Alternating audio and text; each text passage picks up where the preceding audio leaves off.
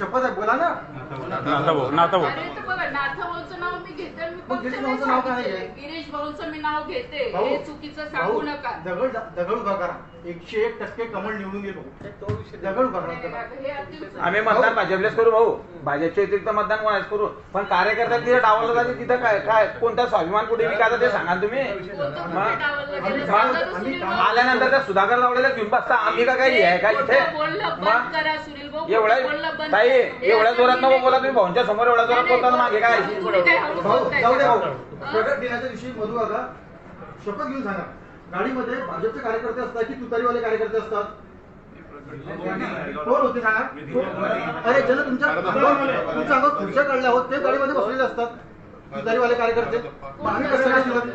होते की नव्हते रे? सांगा ना, बोला नाही का, घाबरते का तुम्ही?